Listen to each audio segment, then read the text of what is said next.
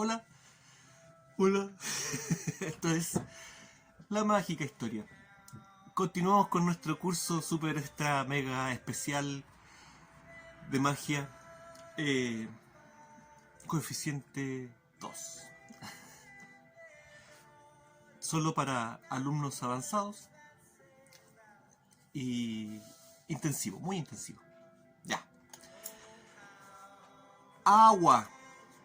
¿Qué es el agua? H2O. Pero aparte de eso, ¿qué es el agua? ¿Para qué sirve el agua? Bueno, el agua se puede ocupar, ¿cierto?, para distintas cosas, pero en nosotros, ¿para qué? ¿Para qué sirve el agua? Dicen los que saben que gran parte de nuestro cuerpo es agua. Algo así como un 90%, ¿cierto? En estado... ¿En qué estado está el agua de nuestro cuerpo? ¿Sólido, líquido, gaseoso? Ay, ¿de dónde viene el agua? ¿Qué es el agua? ¿Para qué sirve el agua? Bueno, el agua sirve para que no nos sequemos, para hidratarnos, ¿cierto? Claro, si nos falta agua, nos deshidratamos, como Bob Esponja. Y ahí necesitamos tomar agua para hidratarnos. Para eso sirve el agua. Déjate de pavada. 2 minutos hablando de incoherencia. ¿Qué es el agua? ¿De dónde viene el agua? Dale con la cuestión. Del ciclo del agua, obvio. ¿De dónde va a venir, cierto? El agua, cierto, se evapora, sube, asciende al cielo, se transforma en nubes. ¿Qué son las nubes? Son masas de agua. Luego se condensa todo esto y baja en forma de lluvia, ¿cierto? Engrosando los ríos, ¿cierto? Que también se nutren de los deshielos. Claro, está todo el ciclo del agua, ¿cierto? Está todo ahí. Hable usted con un judío ortodoxo y nómbrele el ciclo del agua, a ver si lo va a pescar. Claro, porque para los judíos ortodoxos el agua que está en la naturaleza no es toda igual. Está dividido el tema. Las aguas que están en el cielo y las aguas que están en la tierra o bajo la tierra. Incluso le adjudican características sexuales a estas aguas. Las aguas hablan de las aguas masculinas y femeninas. Y cuando se juntan a hacer cosas cochinadas de agua, se produce la vida, ¿cierto? En la Biblia también hay una frase, ¿cierto?, de Jesús, cuando habla con la mujer la mujer samaritana, la del pozo del agua. ¿Y qué le dice? Yo te voy a dar, ¿cierto?, a tomar agua viva. ¿Qué habrá querido? ¿Qué habrá querido decir el maestro con eso? Claro, no, conocimiento. Sí, pero ¿por qué? ¿Por qué no habló del agua viva? Ay, puros misterios con el agua, ¿cierto? Esta cosa, este líquido, este fluido, ¿cierto? Tan cotidiano. Ya. Obviamente este es un curso de magia. No me vaya a poner después los comentarios, no, tú estás cerrado, esto no se puede demostrar científicamente. Claro que no, la mayoría de las cosas que vamos a hablar aquí no se pueden demostrar científicamente. Este no es un curso para divulgadores científicos. Este es un curso para gente interesada en la magia de la vida. Y también para científicos, pero no para divulgadores científicos. Que quede claro. El agua, ¿de dónde viene el agua? Bueno, del ciclo del agua. En la antigüedad, ¿cierto?, en el tiempo de los exploradores, ¿cierto?, cuando se masificó este asunto después de Colón y comenzaron a surgir numerosos exploradores aventureros, muchos de ellos asociados a círculos secretos, ¿cierto? Muchos de ellos invirtieron mucho tiempo, muchos recursos en buscar en las fuentes de los ríos, por lo menos los más importantes. Al río Nilo, ¿cierto? Hay hartas historias con respecto a eso. ¿Y todo para qué? Para encontrar un mísero brote de agua que sale que brota del suelo, ¿cierto? Un flujo, un escupitajo, pero que no para nunca, nunca para, nunca, nunca, nunca, nunca, nunca, nunca. Claro, qué cosa más rara. Y a veces estaban a los pies de un cerro esta cuestión, o a veces arriba, en la montaña, en la alta montaña. ¿Cómo asciende esta agua subterránea? Si se supone que la física nos dice que no, el agua no puede ascender a más de 10 metros. Qué tonto este compadre, ¿cierto? Soy tonto. Me van a decir. Obviamente eso corresponde a otros procesos, se va humedeciendo el subsuelo y va, la humedad va ascendiendo de a poco, ya va a estar bien, como sea. Pero ¿de dónde viene esta agua? ¿Es solamente agua subterránea que no para nunca de manar? Pensemos, por ejemplo, en las vertientes de Panias. Las mencionamos, ¿cierto?, en el libro, y las mencionamos también en algún video por ahí. El origen del río Jordán, ¿cierto?, a los pies del monte Hermón. El monte Hermón, ¿cierto?, está casi todo el año con nieve en su cima. Eso se supone que permitiría toda esta... es un conjunto de efluvios que bajan del monte. El más importante, obviamente, el río Jordán. Pero el monte Hermón no está todo el año con nieve. ¿De dónde aparece el agua del río Jordán? Bueno, de las vertientes de Panias, que están dentro de la cueva, esta cueva donde se hacían rituales, ¿cierto?, de sacrificio, rituales de sangre, ¿cierto?, por los hebreos.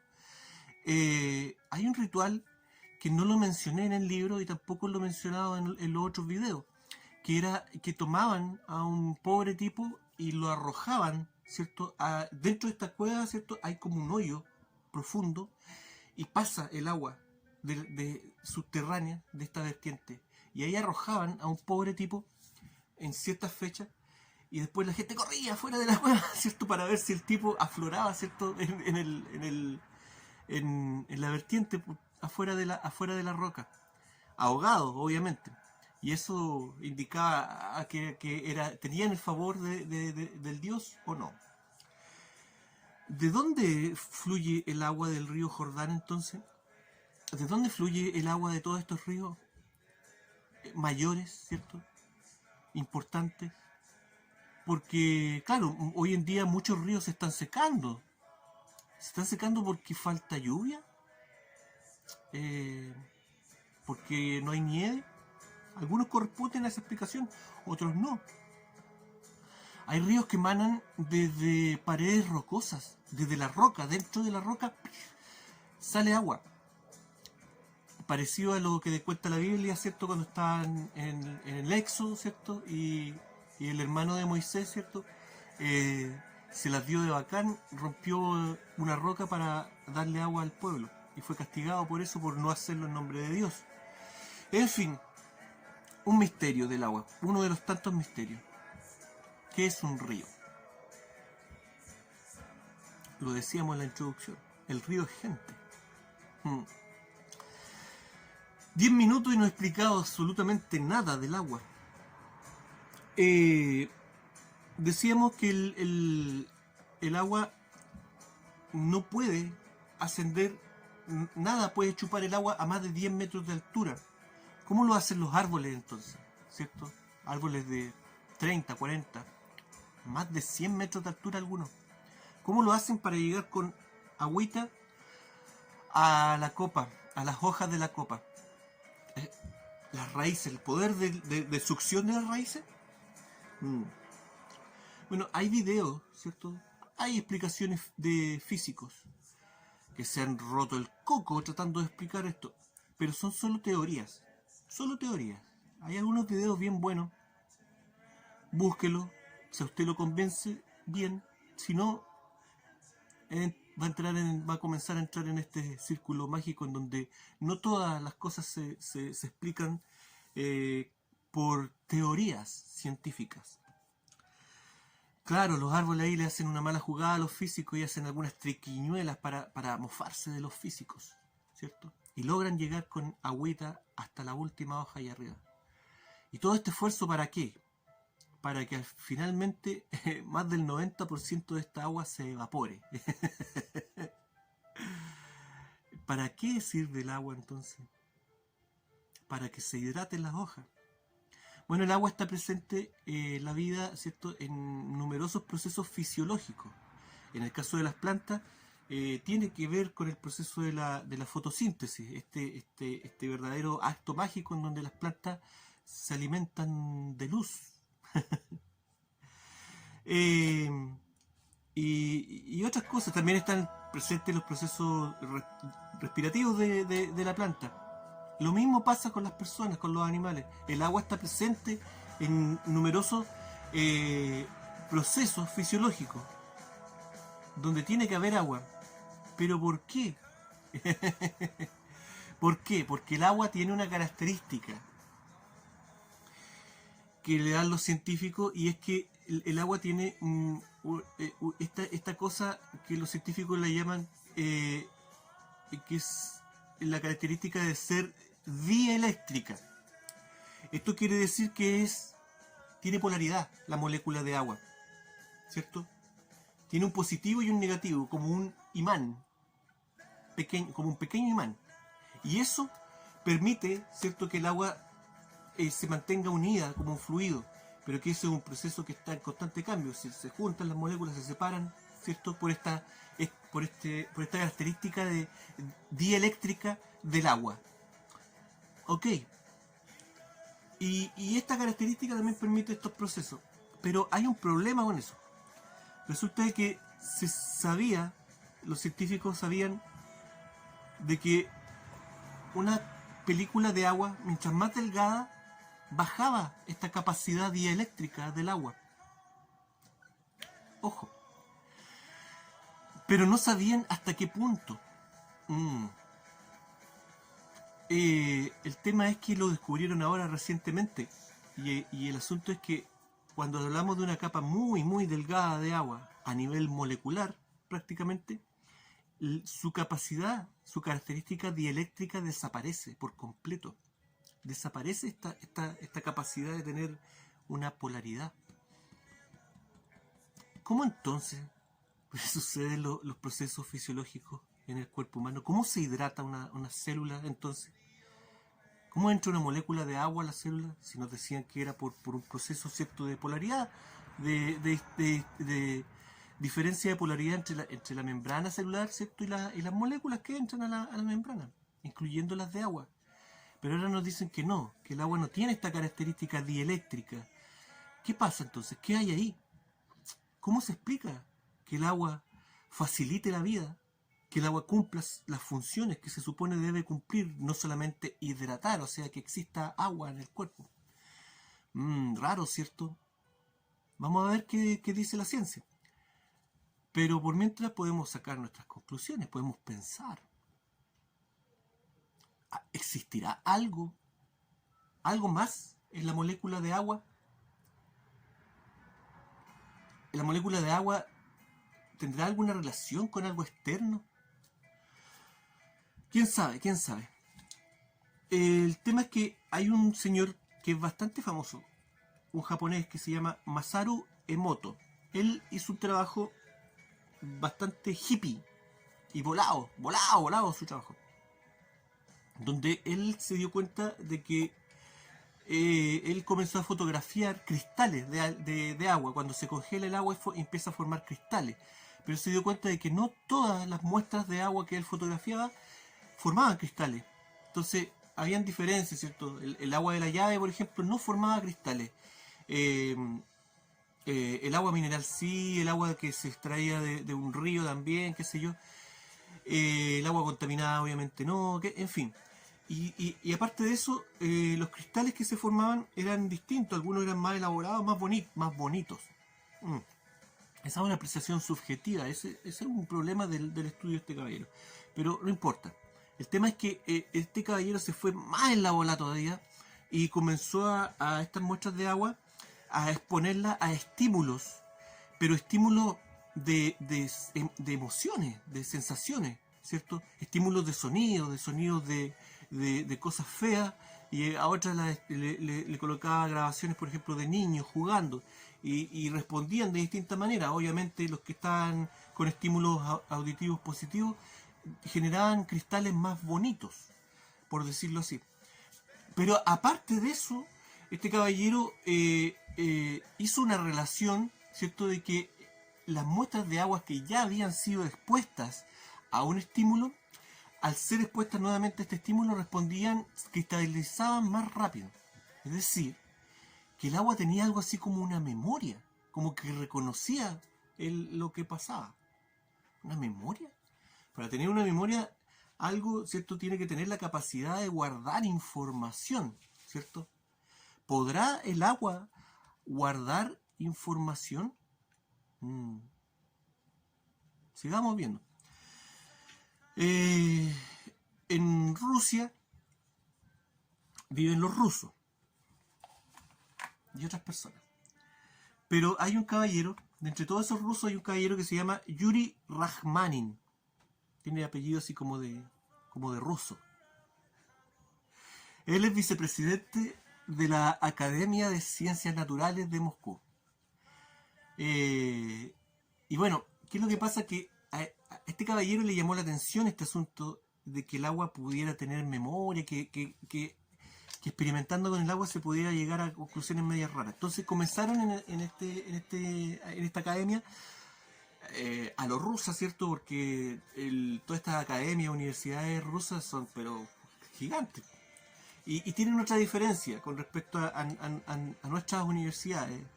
Que ellos no se involucran, no se hacen problema con este tema de que si algo es, no, eso es ciencia o pseudociencia.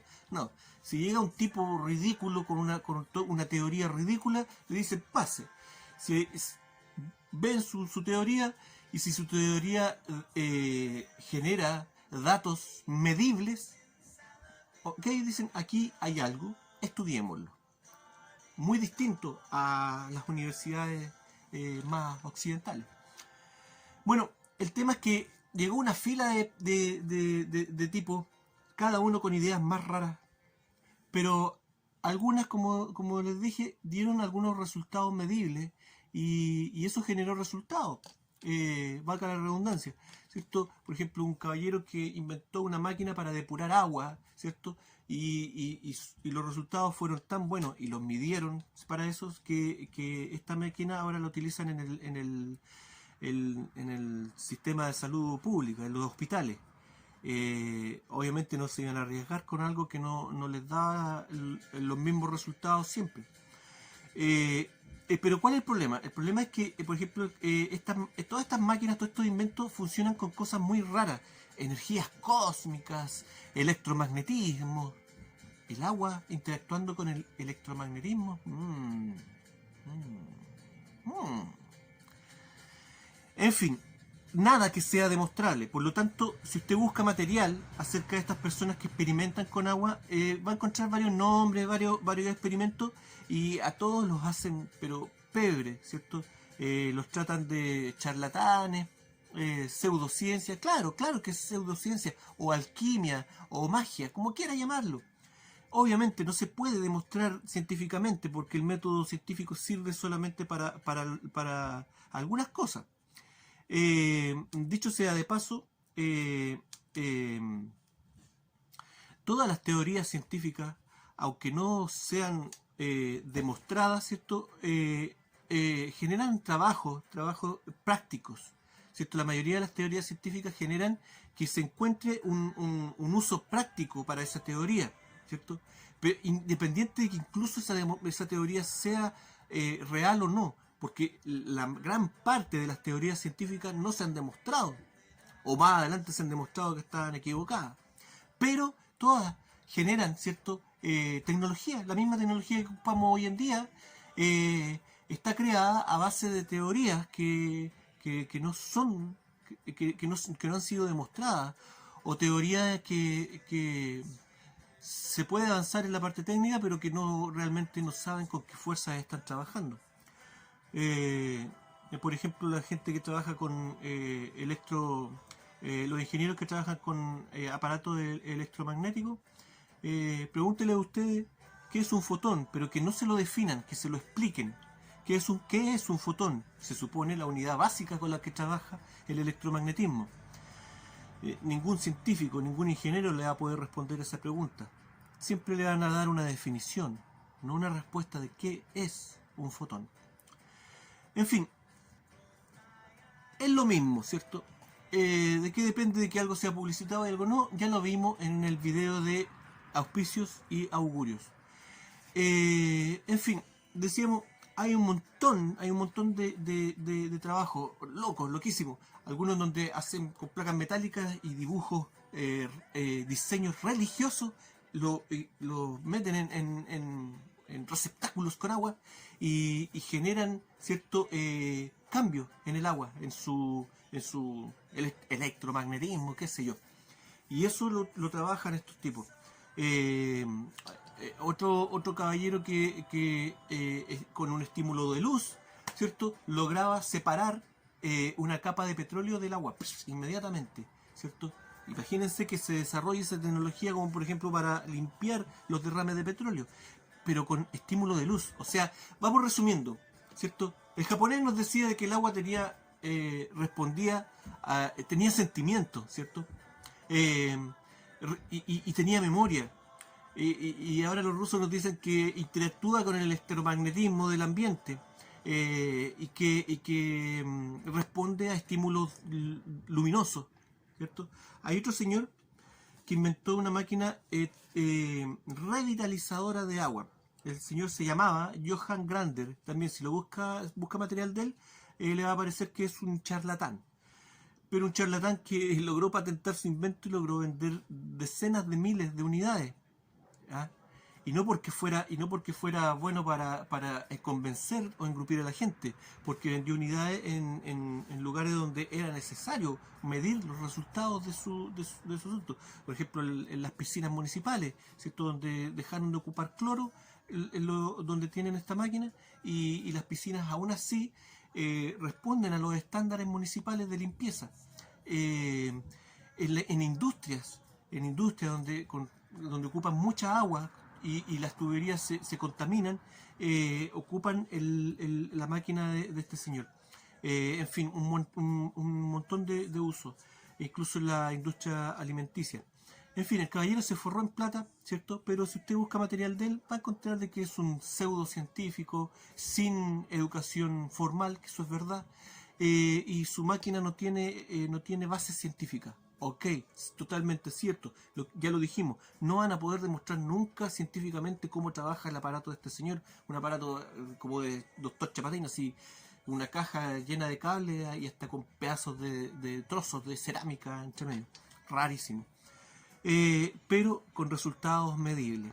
Otro señor que hizo, Wilhelm Mohrm, que inventó, ¿cierto?, un aparato para eliminar la humedad excesiva de algunos recintos, y logró resultados en casos pero extremos, en casos donde las paredes mismas estaban siendo ya paredes de piedra, estaban siendo carcomidas por la cantidad de humedad de algunos lugares. También este señor, si lo busca, también va a encontrar que es un pseudocientífico, pero que se forró en plata vendiendo decenas de miles de unidades de su invento, y también con clientes exigentes que necesitan tener un resultado preciso, medible. Por ejemplo, él vendió su aparato en alguna viñedos, donde las cavas deben mantener, ¿cierto?, un nivel de humedad preciso. Por lo tanto, si sus aparatos fueran solamente un engaño, estas personas no podrían comercializar sus aparatos. También decenas de miles de unidades logró vender este caballero. Hay un físico ruso, para variar, ¿cierto? Vladimir Konstantinovich, que estudió el agua revitalizada del señor Johann Grander, ¿cierto? Aquí ya estamos hablando de un científico, un físico, que estudió el asunto, le parece interesante. Y él llegó a la conclusión de que el agua, las moléculas de agua deben contener una estructura especiales que responden a estímulos solares y radiaciones electromagnéticas, y que estas estructuras se excitan con estos estímulos, o se contraen o se repelen, ¿cierto? A todo esto, el invento del caballero que controla la humedad, su invento es una antena. Es una antena así como de cobre, como rara, así como que le está tomando el pelo a la gente. Y cuando le preguntan cómo funciona, él dice, claro, es que por aquí entra la energía cósmica y esto se equilibra de esta manera, ¿cierto? Algo hace este caballero, ¿cierto? Con su antena, que logra, ¿cierto?, atraer algún tipo de energía, ¿cierto?, seguramente electromagnética, y que repele el agua. En fin, vemos un montón de casos en donde el agua reacciona con elementos de la naturaleza y que tiene un cierto grado de memoria, ¿cierto? ¿Podremos entonces nosotros interactuar con el agua si somos agua? ¿Podremos también, o gran parte de agua y sal, ¿cierto? ¿Podremos también interactuar seremos estimulados también con estos estímulos, valga la redundancia, ¿cierto?, con el sol y con estímulos electromagnéticos? No sé, pero por ejemplo hay otras rarezas, ¿cierto?, del agua. El agua, por ejemplo, a nivel eléctrico, es el mejor aislante de la naturaleza. Pero ¿cómo otra vez está hablando este tarado, ¿cierto? Claro, si yo me estoy, por ejemplo, duchando y mi ducha eléctrica hace un cortocircuito, me voy a electrocutar, ¿cierto? Claro. Pero resulta de que el agua pura no es conductor, es aislante. Y de hecho es tan fuerte su capacidad aislante, de que esta agua, el agua pura, cuando es sometida, ¿cierto?, a un estímulo eléctrico, huye, escapa de la electricidad, se separa. Separar aguas, ¿le suena? O caminar por sobre el agua. Algo ahí que impide el contacto con el agua. Sí, pero obviamente si usted se moja y mete los dedos al enchufe, se va a electrocutar. No haga la prueba pensando de que no, es que la mágica historia dijo que el agua era aislante. Sí, pues, pero el agua pura, que es muy difícil de conseguir o de lograr, sin ningún tipo de impureza, nada. El agua que conocemos es conductor. ¿Por qué? Porque tiene sales, tiene sal. Agua y sal, y ahí se transforma en un conductor eléctrico, ¿cierto? Qué interesante. ¿Serán nuestros sentimientos, ¿cierto? Volviendo al tema del japonés, ¿serán nuestros sentimientos también procesos electromagnéticos dentro de nuestro cuerpo? ¿Por qué lloramos? Para limpiar los ojos, pero cuando nos emocionamos, cuando tenemos exceso de alegría o exceso de tristeza, lloramos o sudamos cuando estamos nerviosos, no solamente cuando nos agitamos, ¿cierto? No solamente para controlar temperatura, sudamos también como una respuesta nerviosa. ¿Pero qué eliminamos ahí? Agua y sal, lágrimas, ¿cierto? Sudor, agua y sal, ¿cierto? ¿Será una respuesta a evitar un cortocircuito electromagnético en nuestro cuerpo? No sé, pero cuando uno llora siente como un desahogo, ¿cierto? Se nivela algo ahí. En fin, hay otra cosa interesante de este señor, del trabajo del señor Emoto, que es que en Alemania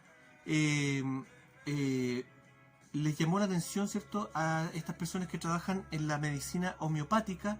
Le llamó la atención este asunto de que el agua tuviera memoria, y comenzaron a hacer una prueba. lo que consiguieron fue que, por ejemplo, a una persona se le da una pastilla, ¿cierto? Un remedio homeopático, y luego las siguientes dosis es la misma pastilla, pero con el principio activo de la pastilla, ¿cierto? El remedio que está dentro de la pastilla va en un nivel, pero un nivel ya muy bajo, casi de traza, a nivel traza. Entonces es como darle una pastilla de nada, tómese esta pastilla de nada, de aire, ¿cierto? y mejórese, y la persona se mejora. Claro, usted me va a decir, sí, pero eso es un efecto placebo, ¿cierto? Es un efecto psicológico. Pero resulta de que este asunto se empezó a probar primero en veterinaria, con animales, con mascotas. Y obviamente los animales no pueden distinguir si uno le está dando un remedio o no. No tienen ese problema, esa característica psicológica. Entonces, y sin embargo, daba resultado este asunto, esta memoria especial en los remedios homeopáticos, ¿cierto? En donde el agua, ¿cierto? Al ser expuesta al mismo principio activo, aunque sea muy baja la dosis, el agua lo recuerda. Eso es lo que nos quiere decir este trabajo.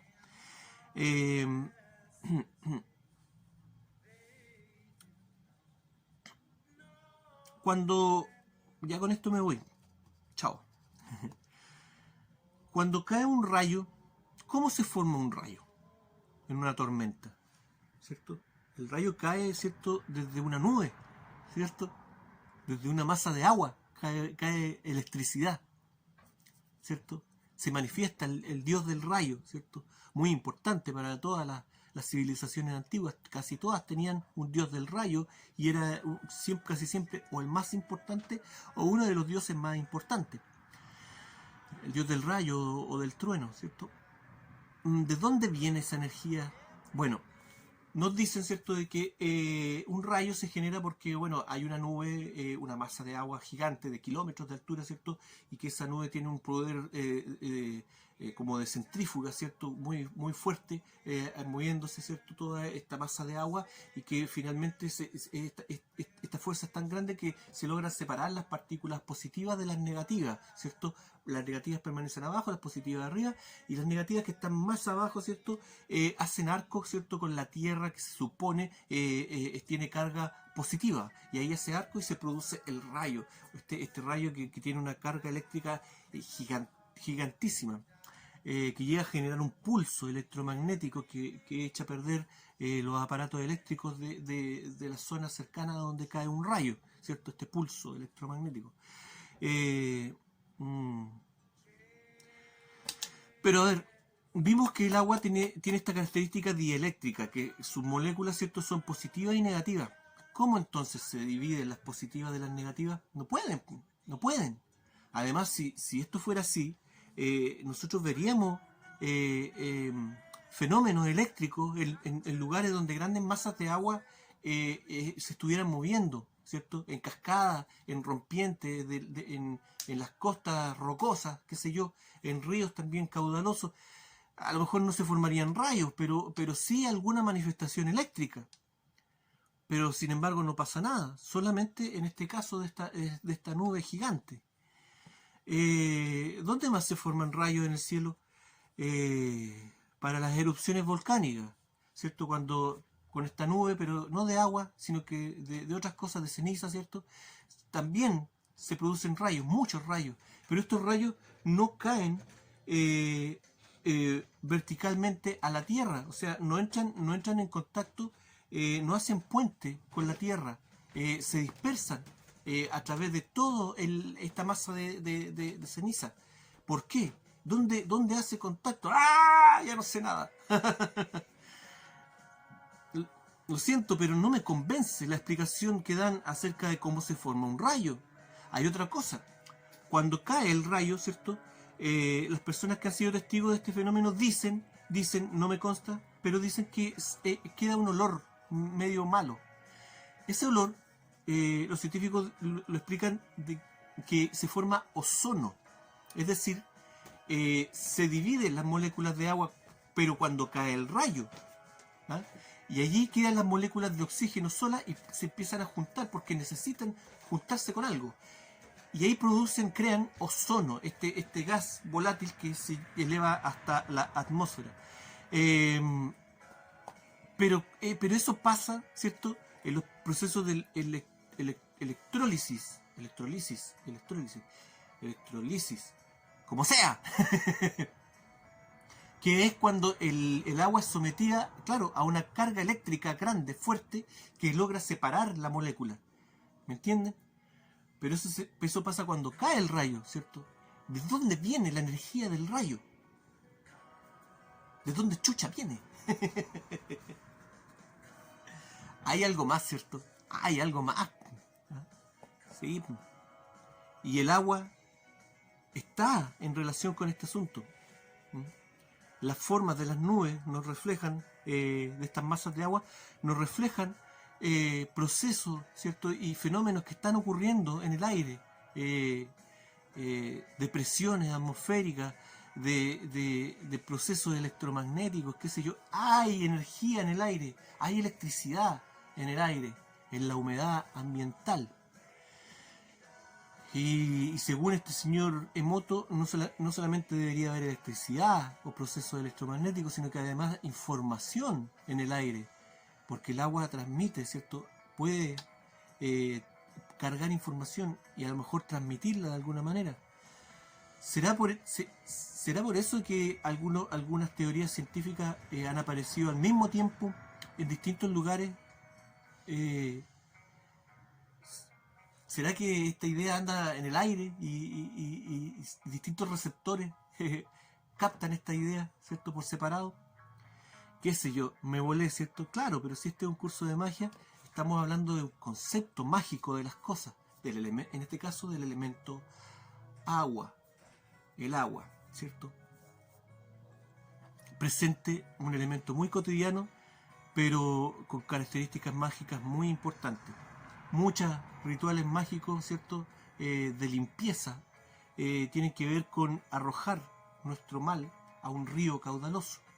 Puedo dar fe de que estar sentado al lado de un río caudaloso te genera un relajo mucho más intenso que cualquier terapia de yoga o masaje o lo que sea. En fin, el agua, ¿cierto? El elemento agua.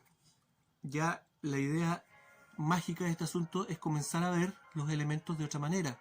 A lo mejor podemos comunicarnos con los elementos. Claro, de eso se trata, la magia. Si se va a poner a hablar con una gotita de agua, por favor que no lo pillen.